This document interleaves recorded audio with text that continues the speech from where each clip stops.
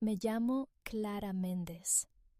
Tengo 40 años y soy jefa de proyectos en una empresa de tecnología. A lo largo de mi carrera, he aprendido que la innovación no puede ser opacada por palabras huecas.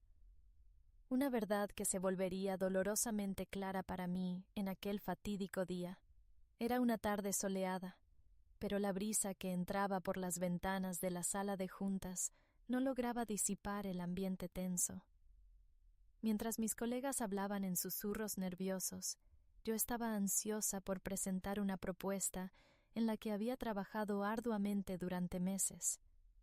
Pero, tan pronto como Ricardo Álvarez, un colega al que consideraba amigo, se levantó, la atmósfera cambió. Él era la última persona en la que esperaba que la traición se manifestara.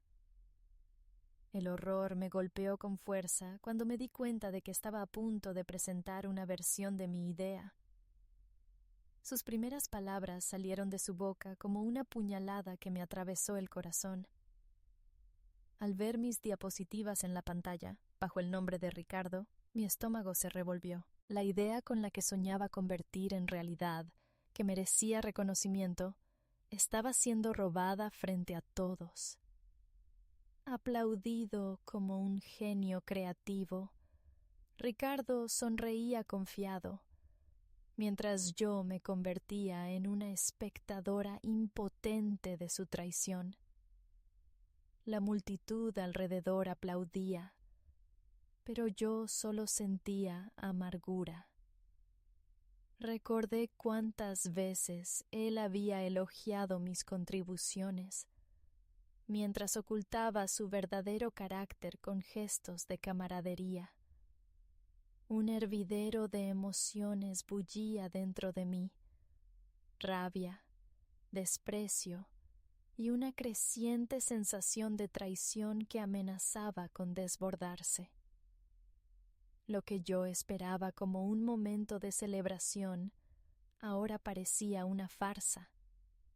Mientras él proseguía con su presentación, tomé un momento para observar los rostros a mi alrededor.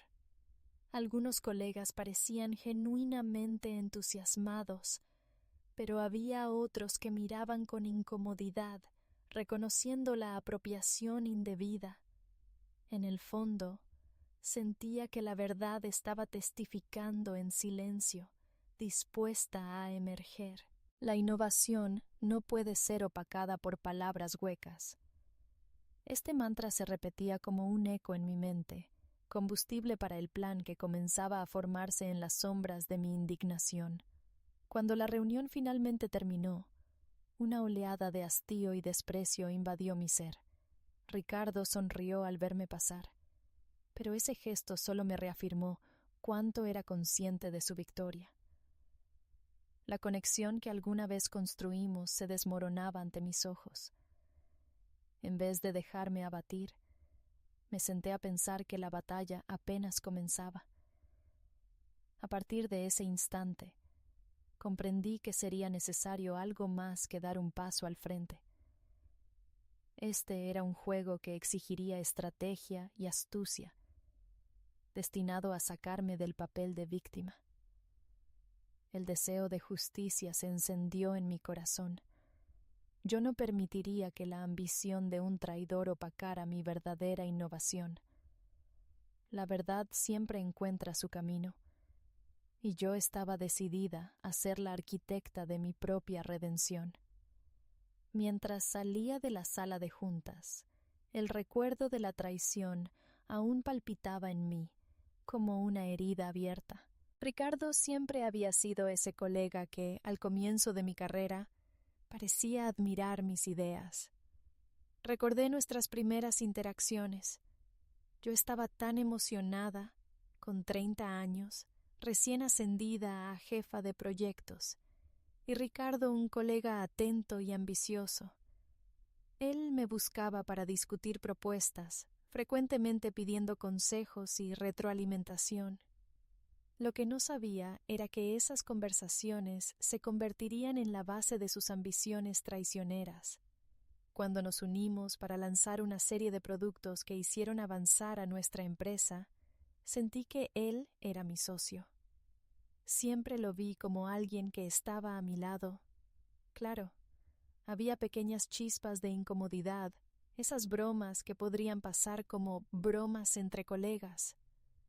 Él solía desafiar mis ideas, pero su manera desdeñosa de menospreciar lo que yo creaba nunca pasaba desapercibida.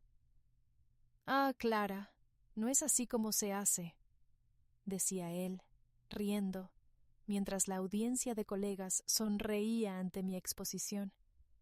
Esos pequeños momentos comenzaron a acumularse y se convirtieron en un eco molesto que insistía en repetirse. Miro hacia atrás, ahora, y me doy cuenta de que sus comentarios se fueron convirtiendo gradualmente en críticas disfrazadas de síntomas de una amistad tormentosa. Lo que yo consideraba una relación solidaria pronto se transformó en un laboratorio de ideas robadas, y él siempre volvía más fuerte, con mi propia creatividad en sus manos. Cada producto lanzado con el sello de «creado por Ricardo» era una puñalada a mis ambiciones. De repente, la situación se volvió aún más insoportable. En lugar de un compañero de trabajo, pronto se convertiría en un rival voraz, un competidor que se había infiltrado en mi vida. Y mientras yo estaba ocupada desarrollando nuevas innovaciones, él estaba conspirando entre bastidores. ¿Por qué a nadie le importaba darse cuenta de lo que realmente estaba sucediendo? Esa pregunta se arraigó en mí. Regresé a mi oficina, el ambiente una mezcla de familiaridad y hostilidad. La mesa estaba cubierta de papeles, hojas de cálculo de proyectos e informes de asesores que, un día antes de la traición, me daban placer analizar. La carga, ahora, se volvía más pesada. ¿Qué hacer con todo esto? Había un fuego dentro de mí, un impulso de acción que no podía ser ignorado. El deseo de justicia palpitaba en mis venas. Decidí que no sería solo una espectadora. Ahora tenía un enemigo y un plan. Después de horas de meditación en silencio, comencé a bosquejar ideas para formar mi propia startup. ¿Qué vacíos podría llenar en el mercado que aún no habían sido abordados? Siguiendo la lógica del desarrollo ágil, analicé el panorama y reconocí las demandas insatisfechas. En cuestión de horas, una visión estratégica comenzó a dibujarse en mi mente. Esta idea no sería solo una válvula de escape, sería mi redención. Sin embargo, sabía que necesitaba información. Para ello, tendría que seguir a Ricardo, entender sus movimientos y estrategias. Para ayudarme, pensé en un colega de confianza que siempre había demostrado un interés genuino por mi trabajo. Rafael, un analista que trabajó conmigo durante años, siempre fue más que un simple compañero. Era un amigo. Conversando con él durante el descanso, fui franca sobre lo que había pasado. Ricardo me robó una idea y ahora estoy planeando una respuesta, le dije directamente. La sorpresa en su rostro se transformó en solidaridad y, para mi alivio, aceptó ayudarme. Puedo seguir sus proyectos, ver qué está pasando. Solo necesitas darme información sobre lo que necesitas, dijo Rafael con firmeza en los ojos. Esa noche, mi teléfono sonó. La adrenalina palpitaba mientras observaba a Ricardo, y él parecía cómodo en su rutina, como si la victoria sobre mí fuera solo un día más de trabajo. Para cualquiera, podría parecer confiado, pero algo en su expresión me decía que había inseguridades bajo esa fachada. no tardé mucho en entender sus desafíos internos también. A pesar de su aparente autoconfianza, Ricardo estaba incómodo con la inminente perspectiva de mayores responsabilidades, como si fuera consciente de que todos sus logros eran, en realidad, capas de robo. A veces, escuchaba conversaciones vacías que revelaban no solo sus inseguridades, sino también los problemas que el equipo enfrentaba. Ahora, en realidad, se estaba hundiendo. Lo que no sabía era que sus debilidades serían el factor crucial que me impulsaría a la victoria. Mientras nada escapaba a mi mirada crítica, racionalizaba mis descubrimientos y los preparaba para ser usados. Mi objetivo se había transformado en una poderosa mezcla de ambición y determinación, una verdadera fórmula de la venganza. Cada día, esa construcción se volvía más sólida. Me había convertido no solo en una víctima, sino en una estrategia viva. Había un nuevo producto en el mercado. Clara Méndez, gerente de proyectos, y la verdad que ansiosamente esperaba ser revelada. Fin del bloque 2. Bloque 3. Día tras día, la furia que había despertado dentro de mí se volvía más focalizada y dirigida. Las reuniones que antes eran enriquecedoras ahora merecían mi atención de una manera totalmente diferente. El juego de Ricardo tenía que ser desenmascarado, y yo necesitaba recopilar información que no solo confirmara la traición, sino que la expusiera ante todos. Comencé mi propio plan de acción. Montar una startup era un sueño que tenía desde hacía años, pero ahora se había convertido en una misión de vida impulsada por la injusticia. Mi mente estaba en un torbellino. Cada idea brotaba como una flor silvestre en primavera. El mercado estaba saturado con productos que no satisfacían las necesidades reales, pero yo sabía que podía llenar ese vacío. Mi enfoque estaba en la eficiencia de los procesos, en el uso de tecnologías emergentes y en la agilidad que yo dominaba como nadie. Durante días, pasé horas analizando todo sobre lo que Ricardo venía desarrollando. Con la ayuda de Rafael, comenzamos a mapear los nuevos proyectos presentados por él, las ideas que tenían similitudes alarmantes con las mías. Simplemente me negué a ser un punto de referencia en su trayectoria. Ahora, él era un obstáculo que vencer. Rafael trajo información valiosa en cada encuentro. Él recopilaba informes, asistía a reuniones e incluso anotaba observaciones sobre las fallas en las propuestas de Ricardo. Un día, mientras tomábamos café, se sentó frente a mí con una expresión que mezclaba emoción y preocupación. «Clara, no vas a creer lo que encontré. En el PowerPoint de la nueva estrategia de Ricardo hay una referencia directa a un proyecto que presentaste hace meses. Usó tus datos». En ese instante, sentí una oleada de satisfacción mezclada con un escalofrío. Las palabras de Rafael desencadenaron una tormenta de emociones. La verdad se estaba revelando gradualmente, y yo tenía las pruebas y la información necesarias. Con cada nuevo dato que surgía, yo organizaba mis observaciones meticulosamente. La dinámica entre los fallos y aciertos de Ricardo era interesante. Él frecuentemente ignoraba las críticas constructivas, una barrera que él mismo se imponía, y eso lo volvía errático en las decisiones estratégicas. Esto me dio ventaja. Sabía que una estructura frágil no podría soportar la presión de sus ambiciones. Así, fortalecí mi investigación. Mapeé todo lo que él estaba intentando ocultar, transformando debilidades en oportunidades. Mientras tanto, el ambiente en la empresa comenzó a cambiar. Rumores sobre una gran presentación para inversores potenciales se estaban esparciendo, y eso se estaba convirtiendo en el centro de atención. Ricardo estaba en la cima, creyendo que su ascenso sería ininterrumpido.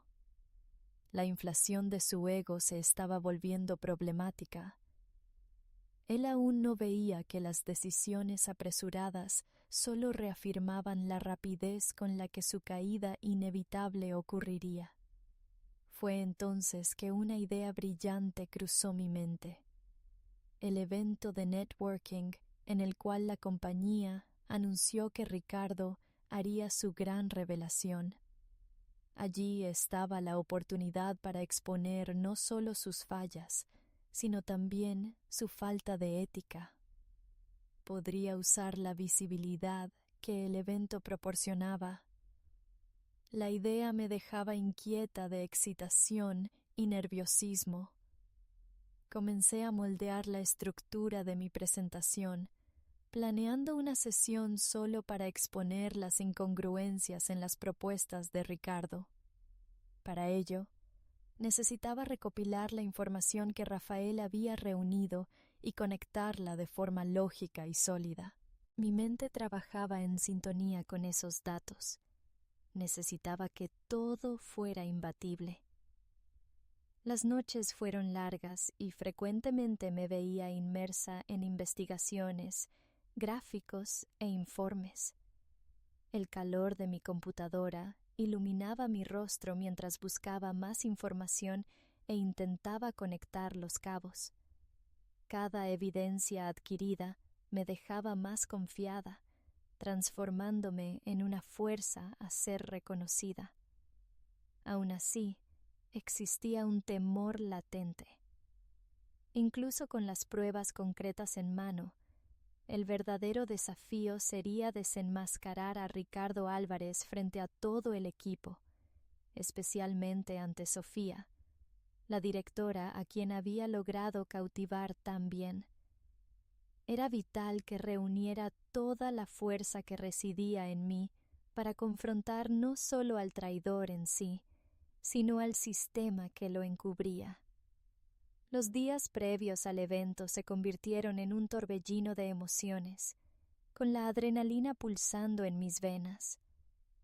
Sabía que la consecuencia de exponer la verdad podría convertirme en la protagonista de la narrativa de la empresa. Solo entonces podría recuperar mi honor y reclamar el lugar que merecía como una verdadera innovadora. La verdad se preparaba para entrar en escena, y yo estaba decidida a ser la voz de cada innovación que siempre había sido opacada por palabras huecas. La lucha por mi justicia, mi empresa y, sobre todo, mi legado estaba a punto de comenzar. Fin del bloque 3. Bloque 4. Bloque 4. Profundización de la investigación. Los días previos al evento de networking se convirtieron en una tormenta de planificación e investigación intensa. Mi entusiasmo crecía a medida que cada nuevo dato se conectaba, pero una ansiedad persistente también se instalaba en mi estómago. Sabía que necesitaría precisión y lógica en mi plan, donde cada detalle debería ser robusto. Cada prueba que Rafael hubiera recopilado se convertía en un arma estratégica en mi lucha por la verdad. Rafael seguía aportando información que ayudaría a cimentar mi posición. Una tarde, apareció con un archivo que mostraba presentaciones anteriores de Ricardo. Clara, no vas a creer lo que he encontrado. Muchas de ellas son copias casi idénticas a tus propuestas. Al ver las semejanzas gritantes, mi corazón se aceleró. Lo que antes era solo una sospecha, ahora tenía sustancia, y eso me dio una sensación casi electrizante. A cada revelación, mi plan parecía dibujarse en una realidad más tangible. Un sentimiento de profunda valía brotó en mi interior. Había un propósito mayor en nuestros esfuerzos. Reuní toda la documentación necesaria para crear un caso sólido. Mientras exploraba los logros y fallas de Ricardo, me di cuenta de que estaba actuando como un verdadero oportunista, capitalizando mis ideas e innovaciones. Cada idea que él tenía estaba lastrada con artimañas que intentaba ocultar bajo una fachada de legitimidad, pero semanas de investigación me habían preparado. Sus logros eran, en realidad, un castillo de naipes a punto de derrumbarse. En la antesala del evento, las interacciones con Rafael se volvieron intensas.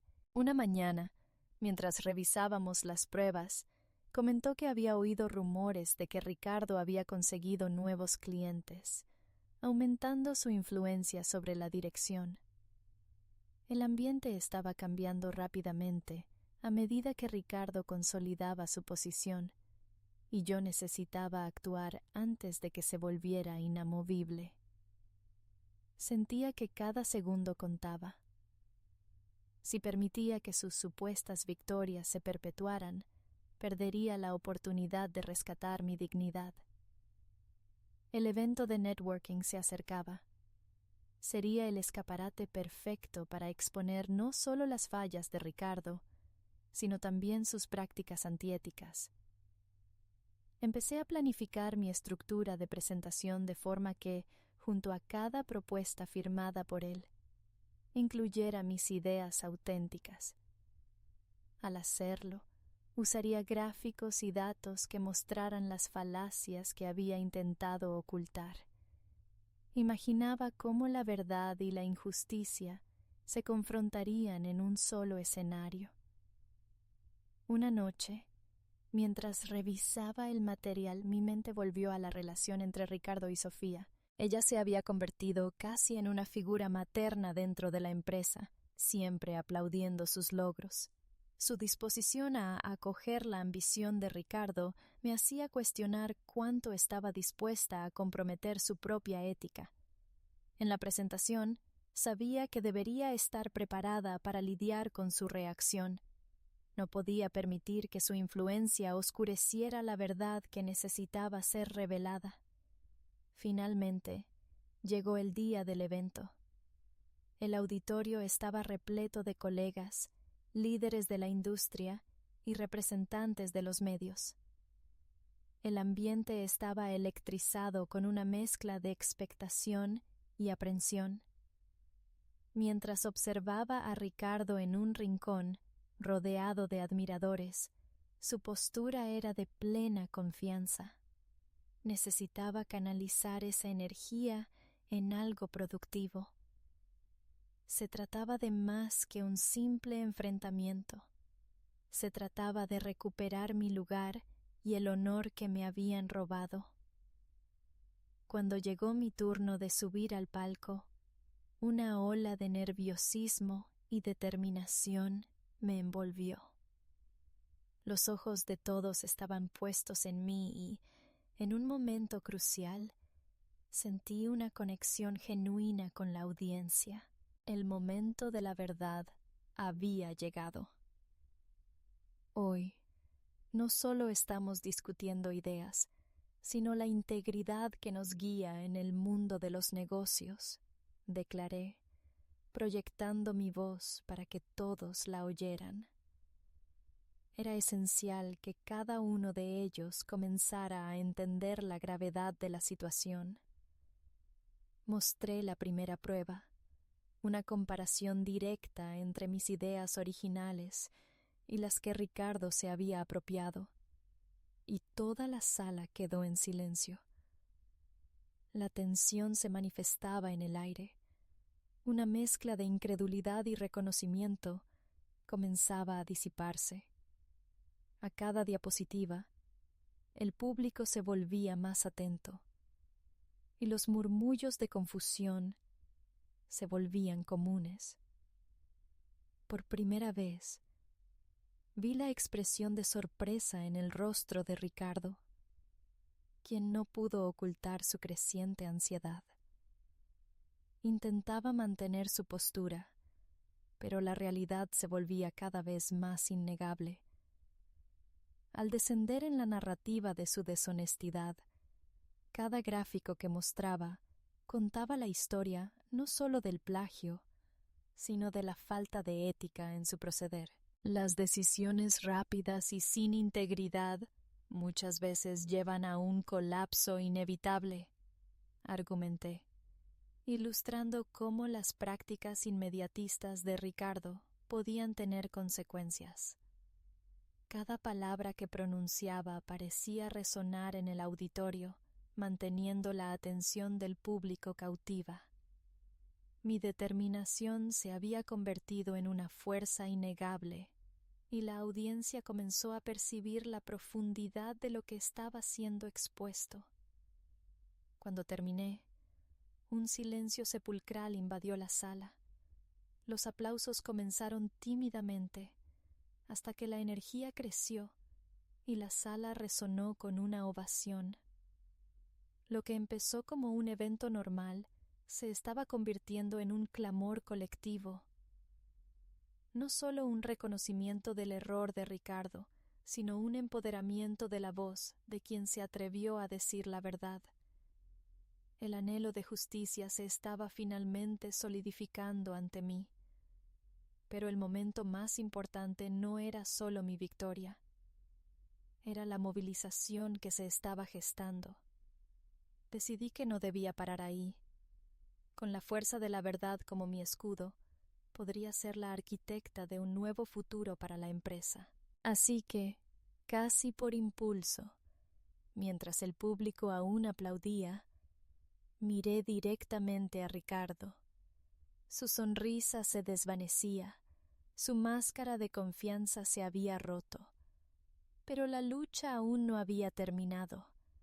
Sabía que, a pesar de la aparente victoria, el verdadero desafío sería asegurar que la integridad se mantuviera y el legado de innovación se respetara a partir de ese momento.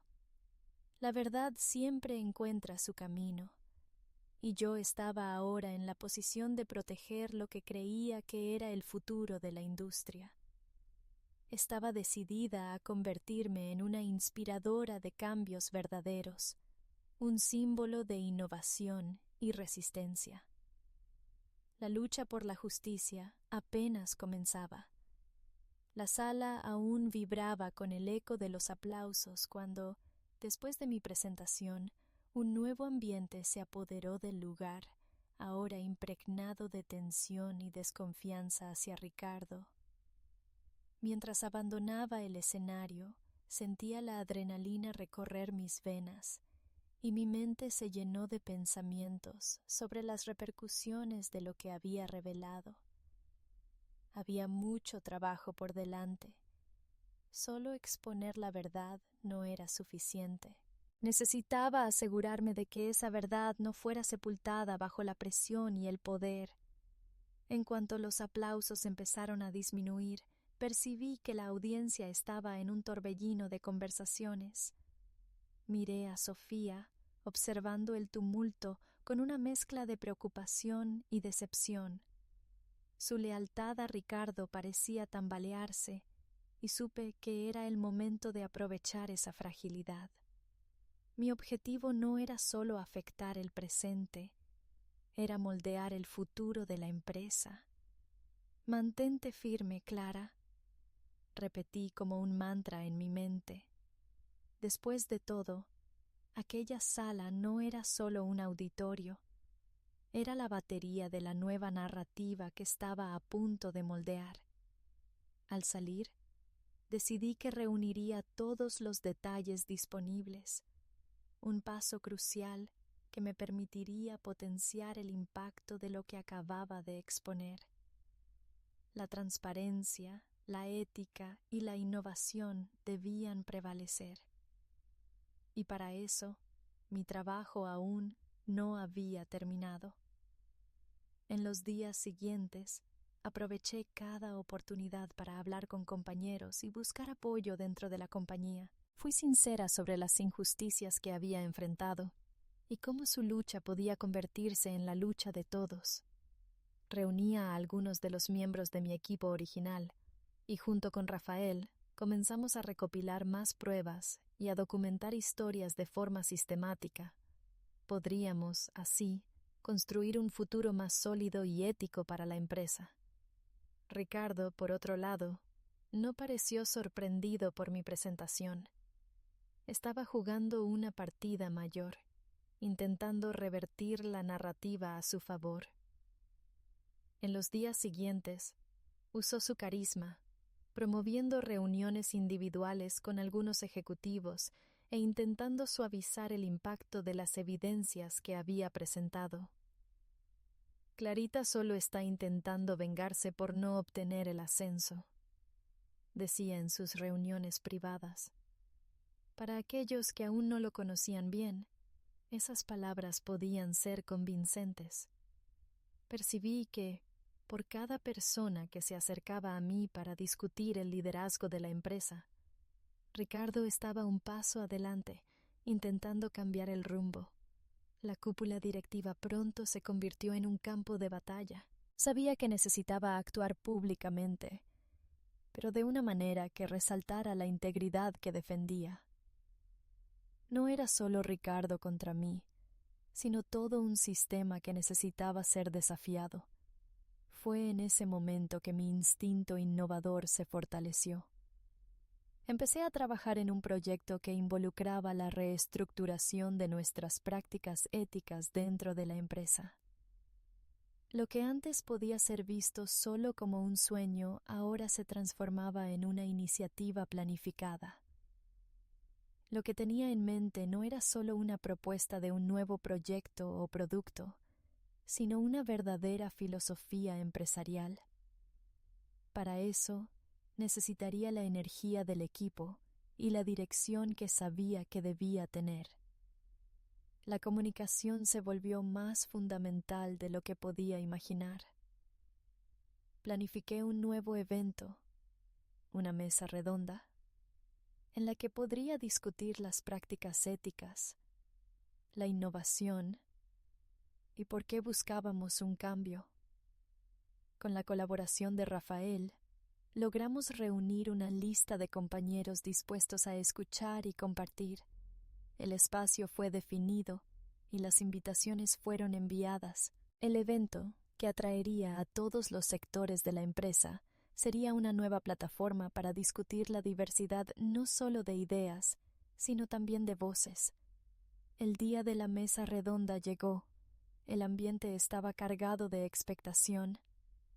Antes de comenzar, fui abordada por Sofía.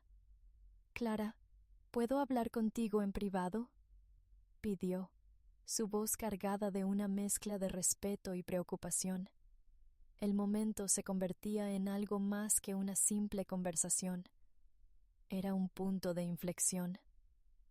Sofía se sentó a mi lado, y la honestidad que percibí era tan clara como su preocupación. No estaba al tanto de todas las quejas que tenías. Ricardo era tan carismático que me dejé cegar. Me convenció de que sus propuestas eran brillantes. Pero ahora dudó por un momento, como si estuviera sopesando la gravedad de sus palabras.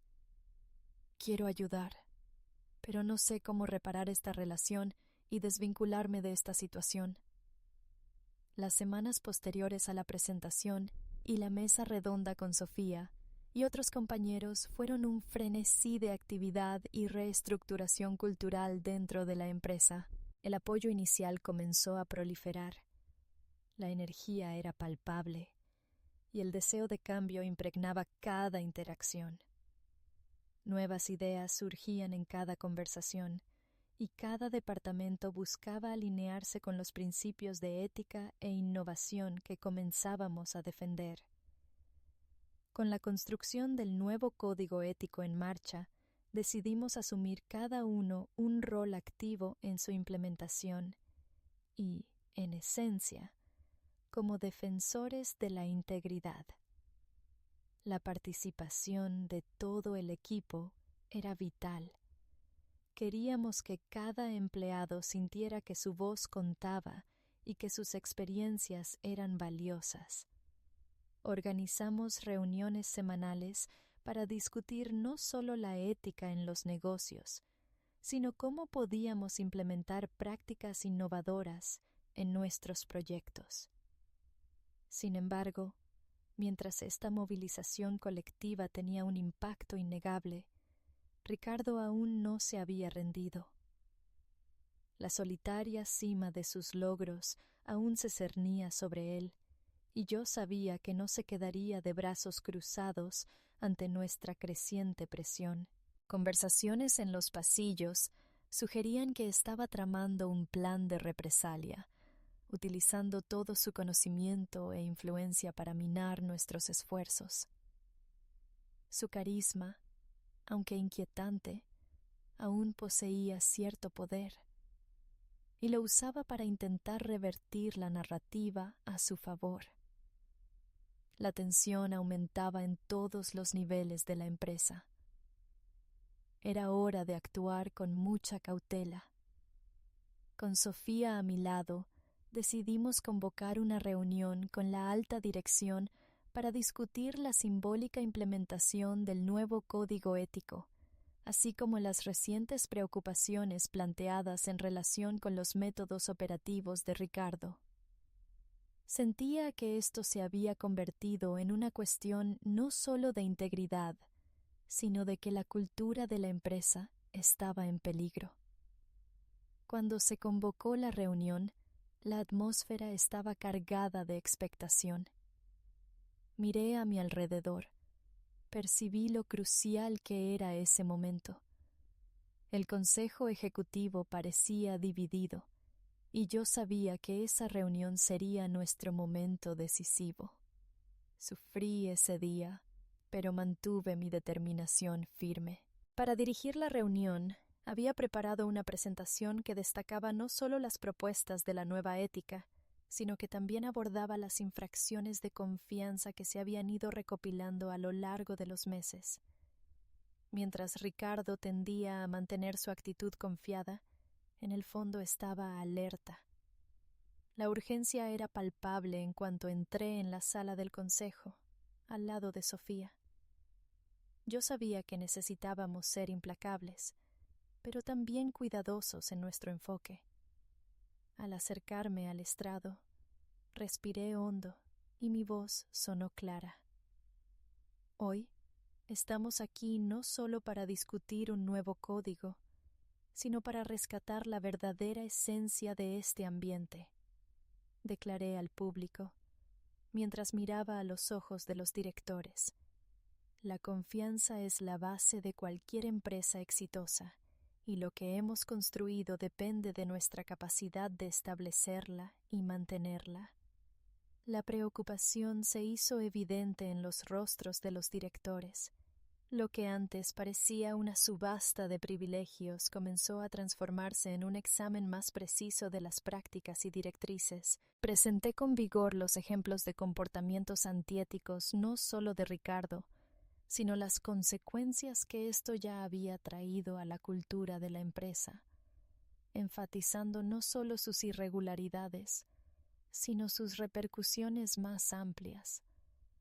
No podemos darnos el lujo de encapsular esta situación sin resolver el problema de seguridad, transparencia y, sobre todo, mantener las promesas que hemos hecho a nuestros clientes y a nosotros mismos. Mientras hablaba, observé cómo cambiaban los rostros de la directiva. La resistencia que inicialmente percibí comenzaba a disminuir, mientras se formaba un ambiente de crítica constructiva y consideraciones abiertas. Sofía tuvo el valor de levantarse, apoyándome al reiterar la necesidad de reformular nuestra forma de operar y el nuevo mantra de la empresa. Ricardo, al igual que tú, buscamos la innovación. Sin embargo, esto debe provenir de prácticas justas y transparentes. Tenemos que estar unidos en esta iniciativa. Su intervención fue poderosa, reforçando a la administração que a luta era coletiva. Com a crescente pressão sobre Ricardo, a situação se complicou. A reunião expôs não só o impacto de suas ações nos colegas, mas também nos resultados da empresa.